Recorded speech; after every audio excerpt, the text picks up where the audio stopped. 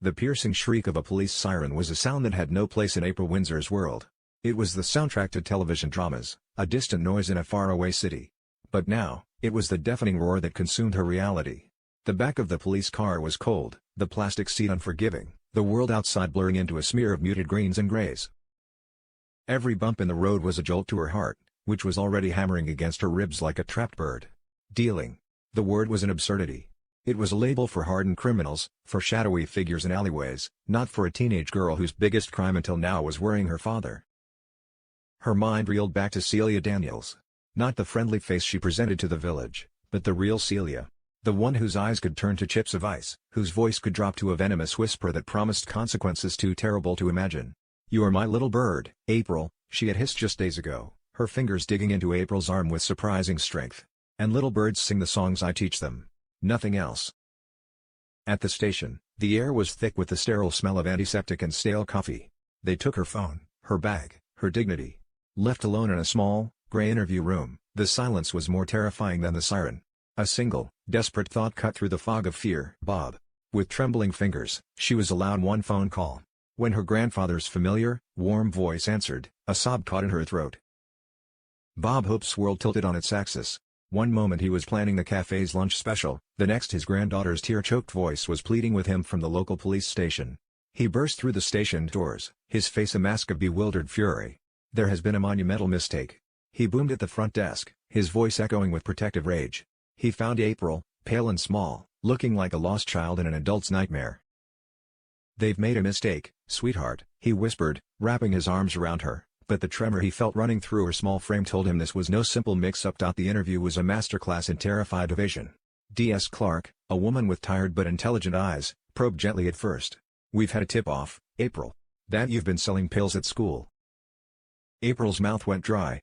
She could feel Celia's invisible presence in the room, a cold hand on her shoulder. She stammered out denials, her story a clumsy patchwork of lies that even she didn't believe. "No, I was just holding them for a friend. I didn't know what they were." "Are you being threatened, April?" D.S. Clark asked, her voice softening with something that sounded like genuine concern. "Is someone forcing you to do this? You're in a safe place. You can tell us." For a fleeting, agonizing moment, the truth burned on her tongue. The dam of fear was about to break. She saw a way out, a path back to her life. She opened her mouth, her eyes welling with tears. And then she saw Celia's face in her mind. The ice-chip eyes. The threat that wasn't just for her, but for her family. "I know where your little brother sleeps," Celia had once whispered, a casual, devastating remark. The dam rebuilt itself, stronger than before. The moment was gone. "No," she said, her voice barely audible. "No one's threatening me." Back in the village, word of the arrest had spread like wildfire. In the cafe, Celia Daniels played the part of a concerned neighbor perfectly, her face a picture of shock. But inside, a cold fury was simmering. The stupid, little girl. She had nearly ruined everything. When April returned, escorted by a silent, grim-faced Bob, Celia and Ray were waiting. They stood like two sentinels of doom, their expressions unreadable. There were no pleasantries. Ray simply nodded, a gesture of dismissal to Bob, while Celia's eyes locked onto April's. "Your life," Celia said, her voice a low, menacing thrum, "was just hanging by a thread. The outcome of that little chat determined whether it was cut. Remember that." April wanted to scream, to run, to tell her dad everything. But one look at Bob's terrified face silenced her. "If Marlon finds out, I'll never forgive you," she choked out to her granddad, the words tasting like poison. She was no longer just Celia's victim, she was now her accomplice in the conspiracy of silence. The next day was a living torment. Every shadow seemed to hold Celia's shape, every whisper seemed to be about her. Bob, unable to bear the weight of the secret, found Celia alone. "I have to tell Marlon," he pleaded, his voice cracking. "It's my duty as her grandfather. She's being exploited." Celia's mask of civility dropped. She laughed, a short, ugly sound. "Exploited? Don't be so dramatic, Bob. It was a minor incident. A slap on the wrist. You tell Marlon, and you blow this up into something it's not. You'll ruin her life, not me. Think about it. The shame. The questions. Is that what you want for her?" She manipulated him with surgical precision, twisting his love for April into a weapon against him. Later, when Bob disappeared to agonize over his decision, Celia cornered April by the river. The November wind whipped at them, cold and relentless. "He's a problem," Celia said, her gaze fixed on the churning water. "And I deal with problems. You had a chance to be smart, to be quiet. You used it up. This is your last chance, April. And I don't just mean with me. I mean your last chance at this quiet, happy little life. I mean his last chance." She nodded her head subtly in the direction of the woolpack, where Marlin was laughing with Patty. The threat was no longer veiled. It was a promise, as cold and deep as the river itself. April felt the trap close around her, the steel teeth sinking into her soul. For Louis Barton, the world was a constant, low-level hum of anxiety. But Cammie's housewarming party was a full-blown orchestral assault on his senses. The laughter was too loud, the lights too bright, the sheer number of bodies packed into the space made the air feel thick and unbreathable. He felt a primal urge to flee, to find a small, dark, quiet space where he could simply exist. He found his sanctuary behind a makeshift bar, a small island in a sea of chaos. Just manning the drinks station. He'd call out with a brittle smile, a flimsy excuse for his self-imposed isolation. He poured drinks with a focus that was almost desperate, the repetitive motion a mantra against the rising tide of panic. He could feel the sweat beading on his forehead, the frantic thumping of his own pulse in his ears. When the party migrated to the pub, the collective relief was like a physical blow. "You coming, mate?" someone asked. "Nah, I'll stay and tidy up a bit," Louis mumbled, the lie a welcome shield. As the last person left, plunging the house into a sudden, profound silence, he finally let out a breath he didn't realize he'd been holding for hours. He sank to the floor, his head in his hands, the quiet aftermath of the storm almost as overwhelming as the storm itself. The next day, the cafe was his personal hell. The clatter of cutlery, the hiss of the coffee machine, the overlapping chatter of customers, it was the same sensory assault, but this time there was no escape. He took an order, but the words jumbled in his head. He looked at the customer's face, but it seemed to distort, to swim before his eyes. The hum was becoming a roar. His vision began to tunnel, the edges blurring into black. The floor seemed to tilt beneath his feet. Get out now." He abandoned the counter, muttering a nonsensical apology, and stumbled out into the street. The cold air was a shock, but it did nothing to quell the inferno inside him. He had to get home. That was the only thought. Home. Safe. He fumbled for his keys, his hands shaking violently. He couldn't breathe. His lungs were screaming for air, but his throat had closed up. This was it. He was dying, right here on the pavement in the middle of the village. He collapsed against a wall, sliding to the ground, gasping, his body convulsing with a terror he could not name. It was Nicola King who found him. She saw him not as the quiet lad from the cafe, but as a terrified animal caught in a trap. "Louis? Louis, look at me," she said, her usually brisk voice soft and steady. She knelt beside him, not touching, just creating a small, safe space with her presence. "Breathe with me. In. And out. That's it. In and out." He couldn't speak, he could only look at her, his eyes wide with a raw, primal fear. She saw the sheer depth of his suffering in that single glance. This wasn't just a bad day, this was a soul in crisis. "It's all right," she said, her voice a lifeline in the swirling vortex of his panic. "I'm right here. You're not alone." But the question hung in the air between them, heavy and unspoken. Would he ever be able to tell her what was truly happening inside the prison of his own mind? Kev Townsend woke up with a familiar bitterness in his mouth. The world was an offense to him, and today's first offender was Mackenzie Boyd, who had carelessly spilled coffee near him in the cafe. The ensuing argument was petty, fueled by a rage that had little to do with coffee and everything to do with the seething resentment in Kev's gut. Robert Sugden, ever the weary peacemaker, swooped in and dragged him out. In the cold light of day, Robert's exhaustion was palpable. He was being worn down to a nub by Kev's relentless demands, by the suffocating weight of his supposed terminal illness. And Kev, a master manipulator, saw his opening. He didn't shout, he crumbled.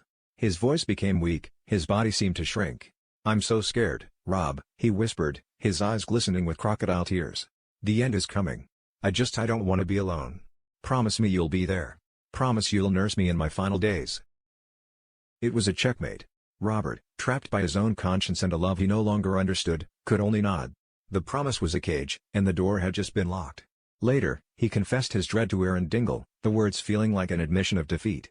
"I've promised to be with him until the end. I don't know if I can do it, Aaron." The invitation to Kemmie's party was a mistake. Fueled by cheap lager and a desperate need for attention, Kev commandeered the karaoke machine. His singing was a drunken, caterwauling mess, a public spectacle of self-pity that made Robert and Aaron cringe with second-hand shame. When Robert tried to gently pull him away, Kev saw it not as kindness, but as rejection. "You're ashamed of me," he snarled, his voice thick with booze and malice. "The dying man is an embarrassment." He stormed out, leaving a stunned silence in his wake. He returned later for his coat, a storm of fury and rejection raging within him. It was then that he saw Lewis, alone and tidying up, a fellow outcast. A strange, unlikely connection sparked between them in the quiet aftermath of the party. They were two men drowning in different oceans, but for a moment, they recognized the same desperation in each other's eyes. The next day, Robert, ever dutiful, checked in on Kev. "I meant what I said," Robert said, his voice heavy with resignation. "I'll be here when the time comes." Kev nodded, playing the part of the grateful, dying man to perfection. But when Robert left, the mask dropped. The weakness vanished, replaced by a cold, hard resolve. That night, alone in his room, Kev opened a locked box hidden beneath a floorboard. Inside, nestled in a stained rag, was a handgun. He picked it up. The metal was cold and heavy, a stark and terrible reality in his hand.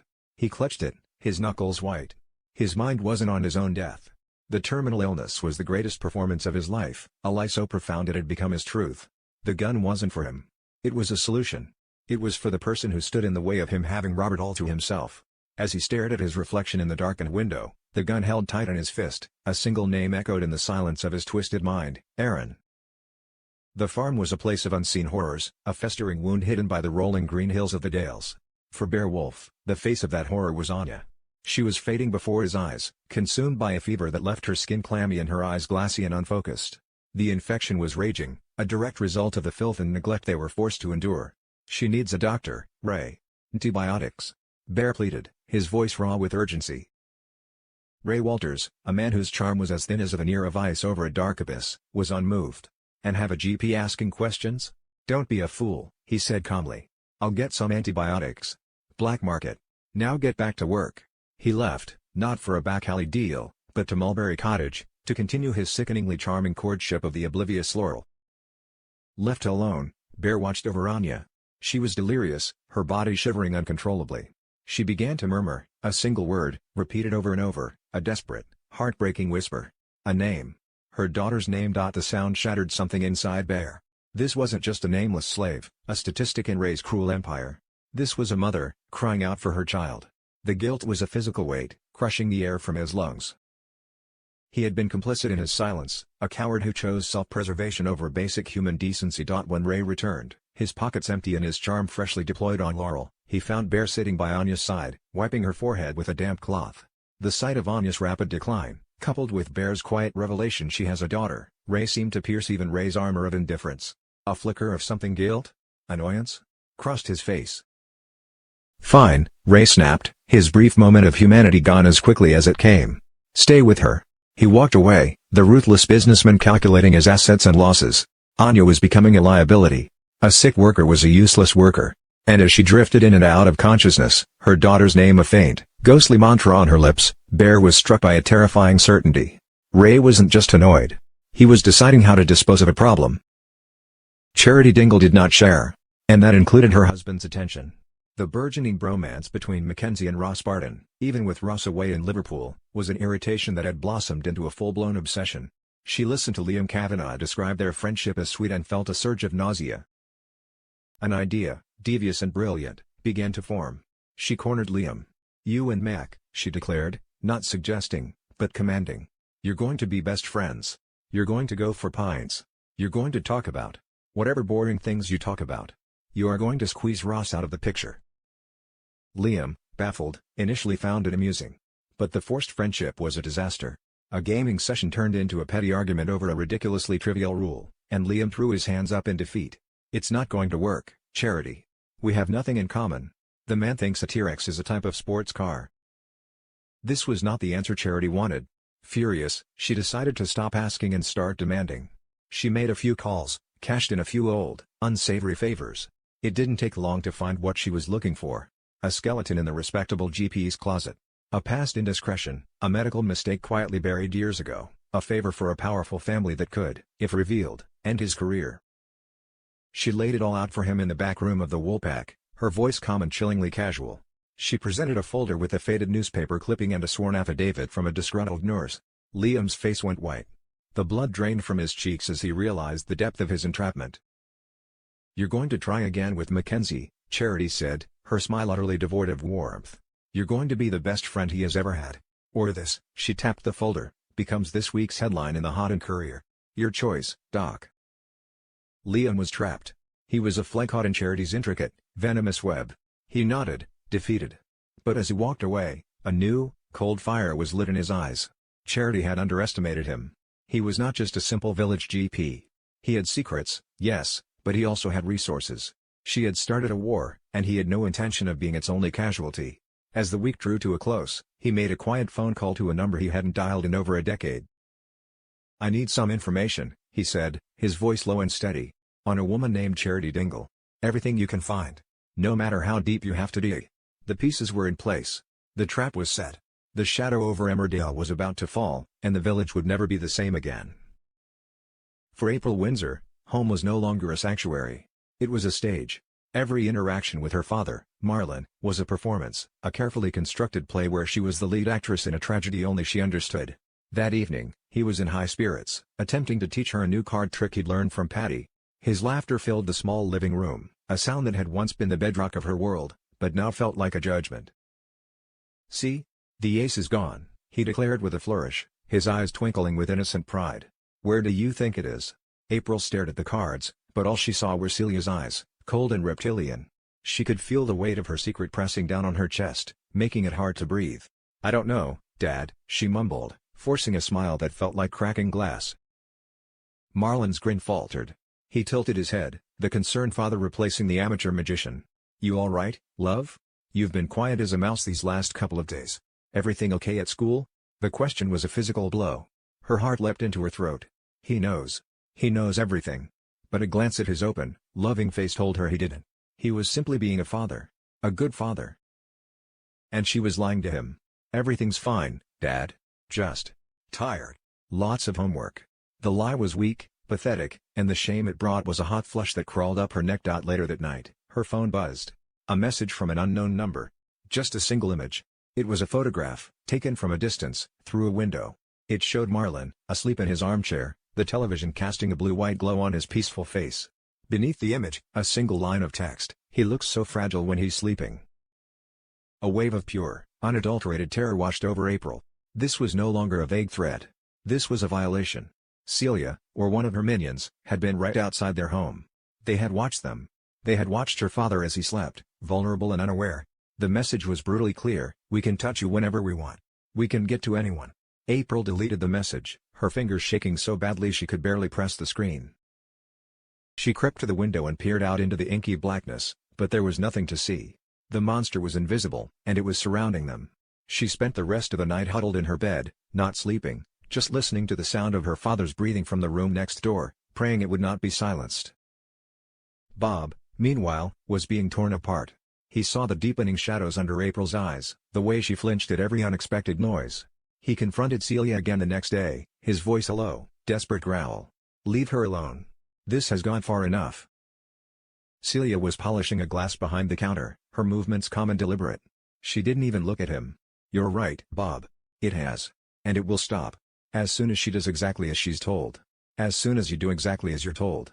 She finally met his gaze, her eyes devoid of all warmth. "You seem to think you have some power here. You are an old man who runs a cafe. I am a businesswoman with a very wide circle of associates. Do not make the mistake of thinking this is a fair fight." She placed the sparkling clean glass on the shelf with a soft click that sounded, to Bob, as final and as terrifying as the cocking of a gun. Nicola King was not a woman to let things go. The image of Louis Barton, hyperventilating and terrified against the wall of the cafe, was seared into her mind. She found him stocking shelves in the shop, his movements jerky and uncertain. "We need to talk," she said, her tone leaving no room for argument.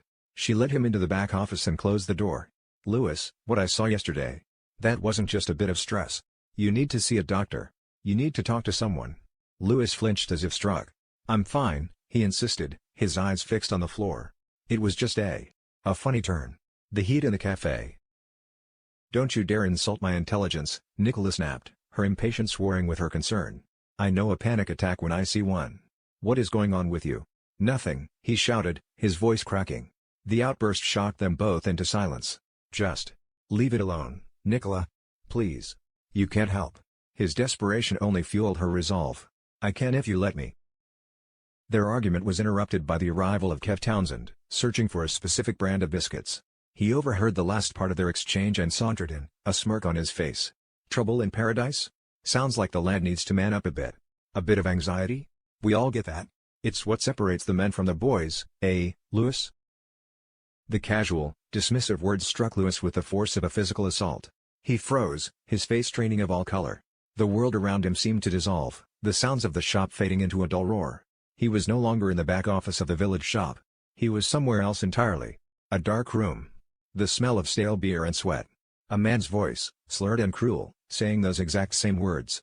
Time to separate the men from the boys. He remembered pain. He remembered fear. He remembered a helplessness so profound it had hollowed him out from the inside. Lewis? Nicola's voice was a distant echo. He stumbled backward, knocking over a stack of boxes, his breath coming in ragged gasps.